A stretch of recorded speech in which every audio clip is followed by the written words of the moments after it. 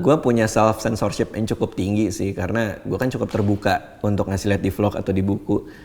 Banyak lah masalah-masalah pribadi pasti, hal-hal yang ngebuat gue sedih, hal-hal yang ngebuat gue nggak enak gitu misalnya, atau beberapa joke-joke yang menurut gue terlalu kasar untuk gue tayangkan ke publik sih pasti nggak gue share juga gitu biasanya.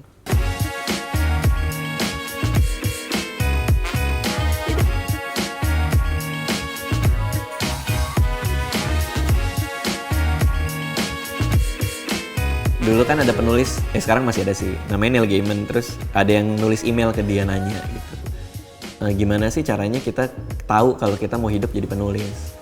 Terus dia bilang, lo mulai dengan perlahan-lahan lihat duit lo cukup nggak untuk nge-support lo hidup selama sebulan. Dan waktu itu gue nggak dapat duit apa-apa dari nulis, dari blog segala macam, tapi gue seneng. Akhirnya gue diundang talk show apa segala macam. Dan gue bisa dibayar dengan jadi pembicara soal menulis dan lain-lain. Akhirnya gue tiba pada satu titik di mana gue ngerasa dalam sebulan honor gue kemana-mana itu lebih tinggi dari gaji gue. Jadi akhirnya pada momen itu gue bilang, kayaknya gue bisa deh. Gue berhenti kerja saat itu. Habis itu gue nggak diundang kemana-mana selama sebulan. Jadi malah pas begitu gue berhenti kerja malah gue nggak punya kerjaan.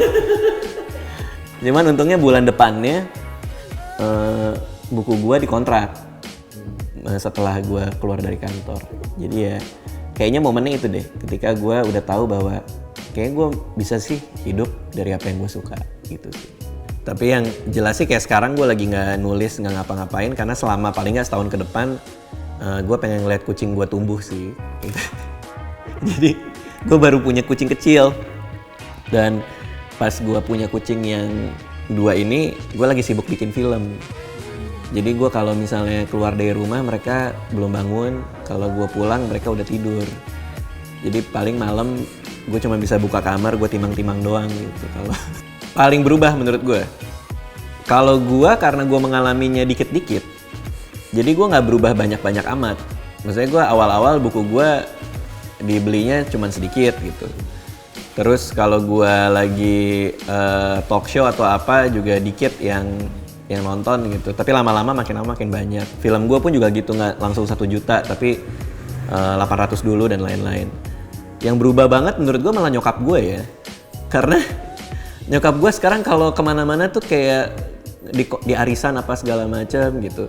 Halo ibu, selamat siang. Oh selamat siang. Saya ini ibunya Radit gitu. Padahal nggak ada kepentingan apa-apa dia untuk ngomongin itu juga gitu. Karena dia pengen nyelipin itu aja gitu. Jadi sama gue juga loh. Iya kan? Semua ibu-ibu sama. Semua ibu-ibu sama kan gitu. Kalau sekarang masih lumayan lah karena gue ada di Indosiar gitu. Tapi kalau zaman dulu gue masih jadi penulis, saya Bu Raditya Dika, ya ibu-ibu itu juga nggak tahu gue siapa gitu. Itu yang mana ya, yang kangen band itu? Bukan, itu Andika. Oh iya. Jadi ya, kalau menurut gue lagi pengen main-main aja sih.